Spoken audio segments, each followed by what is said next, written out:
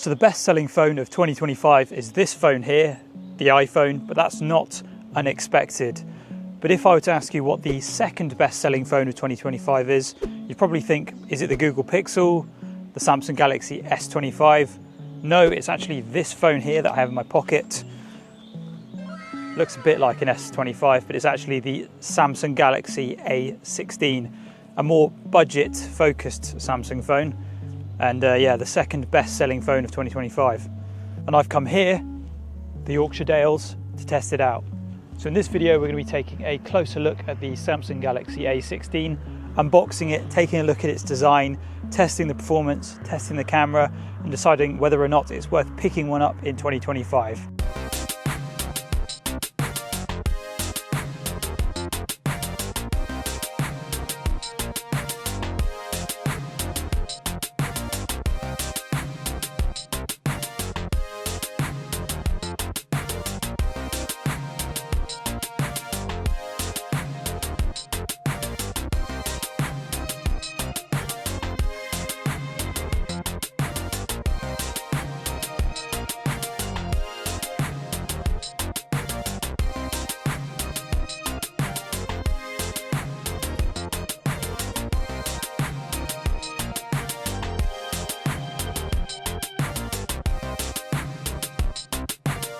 So the design of the Samsung Galaxy A16 is actually quite interesting.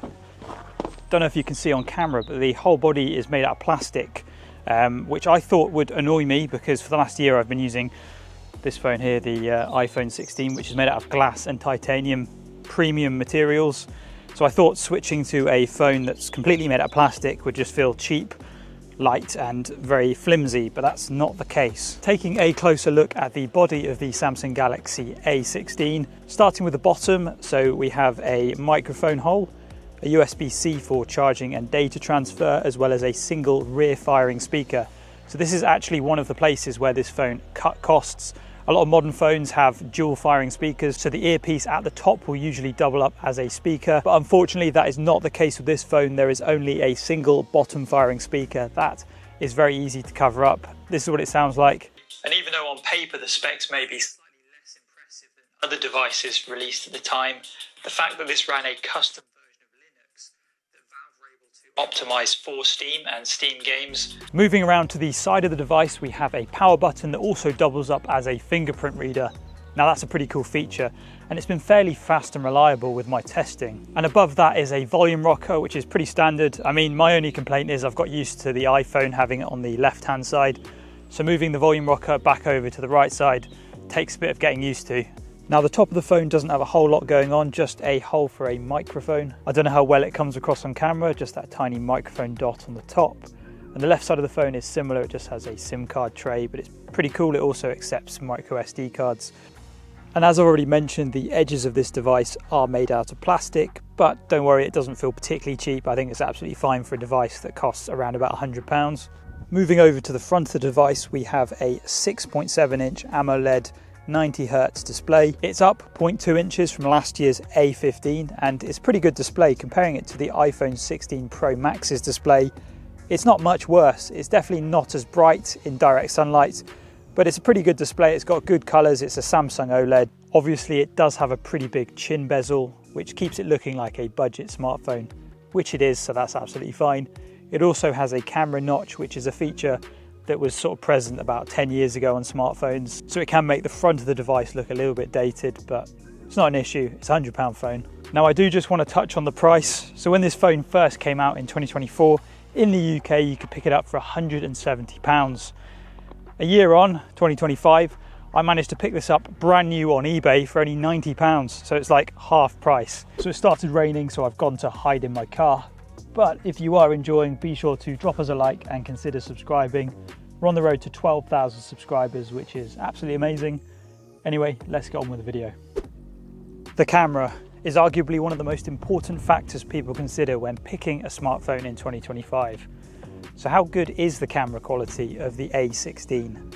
So in terms of hardware, if you can see, we've got 3 rear cameras, but it's not the typical arrangement. So if we were to go over to something like my iPhone, This also has 3 cameras, and I know why they've done it, because 3 cameras looks more expensive than 2 cameras or 1 camera. But on this iPhone, we've got a main camera, a telephoto, and an ultra wide. They've cheaped out a little bit on this A16. So what we actually have is a 50 megapixel main shooter, which is fairly decent. And they've decided to go with an ultra wide. So it's got a 5 megapixel ultra wide and a 2 megapixel macro shooter. So instead of equipping this phone with a telephoto lens, which arguably would be much more useful, they've decided to add the cheapest camera they probably could get their hands on, a 2 megapixel macro camera. Don't know why they've done it. Anyway, how does this camera perform? So as expected, the main shooter produces the best images of the 3 cameras. I would compare it to a Samsung S phone from about 10 years ago, something like an S5. And in good lighting, it can produce some fairly decent images.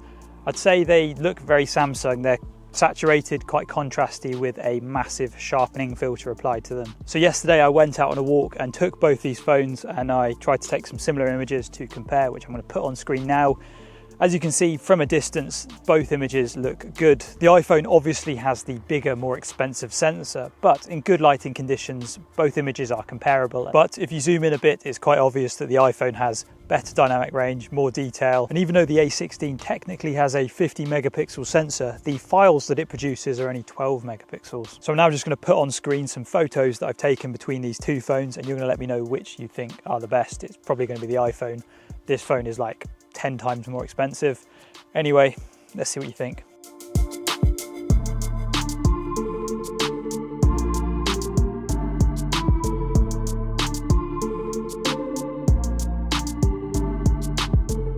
Moving on to the Achilles heel of this camera system, and that's low light photography. So I went outside yesterday evening and took some photos, and as you can see, the iPhone produces significantly better quality images. This is likely down to a load of different factors. The fact that this has a much smaller sensor, worse image processing, and this doesn't have optical image stabilization, which always helps in low light situations. Although this phone does come with a night mode, it doesn't really help that much. The next camera along is the ultra wide, and this is only a 5 megapixel sensor. And in terms of ultra wides, it's pretty basic. It gets the job done, but the quality is pretty terrible. This is a live demonstration of what it looks like. Bear in mind the lighting conditions are pretty good. Here we go. So it looks fine, but as soon as you start trying to zoom in, it just falls apart. And don't try taking photos in low light conditions, it just can't deal with it. The macro camera is where Samsung cheaped out. It's only 2 megapixels and it looks like crap. Here are some examples on screen. You're better off standing a little bit further away and just using the main camera. But I understand why Samsung did it. You see, it makes this phone look a little bit like the Samsung S25, and it's probably one of the reasons why it was the second best-selling phone of 2025, so I can't fault Samsung.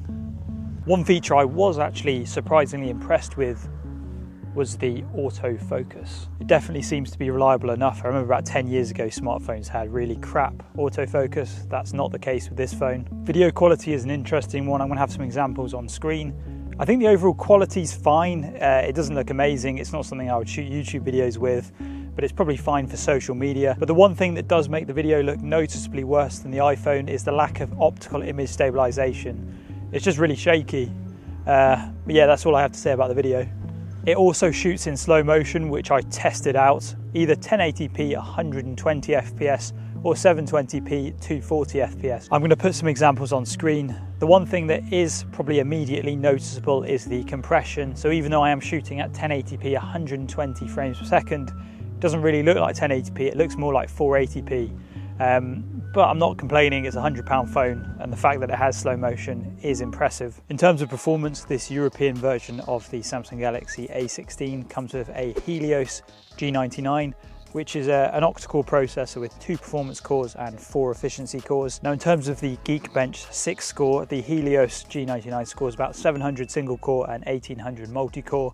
But if you compare that to something like the iPhone 16, that's about 3000 single core and 8000 multi-core, so there's quite a big difference. So we've established in terms of benchmarks, this thing definitely isn't a flagship. But how does it perform in the real world? Surprisingly well. So scrolling through YouTube is seamless. This has a 90 Hz display, so it feels smooth. And for a lot of lighter tasks like texting, browsing the web, scrolling YouTube shorts, this phone's absolutely fine. Easily able to multitask. This European version comes with 4 GB of RAM, which isn't a lot, but I think it's probably enough for this device, as well as 128 gigabytes of storage, which, as I said, can be expanded using the micro SD card slot. So for day-to-day usage and lighter tasks, the performance is more than enough. But the question is, how good is the performance for gaming? Let's take a look. The first game that we're going to be testing on this Samsung A16 is Minecraft Pocket Edition. We've got an FPS counter in the corner. I don't think it's loading in that many chunks, but it is running really smooth. About 80 FPS, which is very playable, especially on a mobile phone. I've just realised we're in creative mode. Let's start flying and see if we can stress out the system. I was holding up pretty well. We're getting around 70, 80 FPS.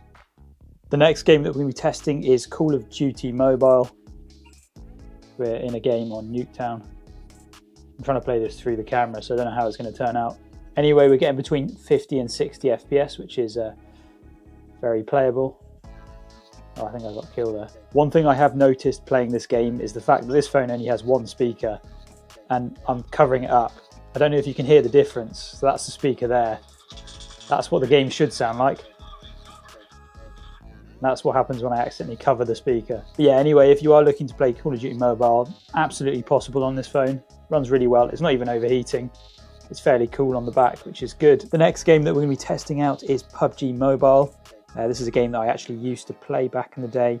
I remember when this was on Xbox One and it ran at like 20 FPS. But here on this £80 phone, we're getting about 40 FPS. This is definitely playable. And yeah, again, this is definitely very playable. I have a feeling it's locked to 40 FPS. I'm going to see if I can unlock the frame rate.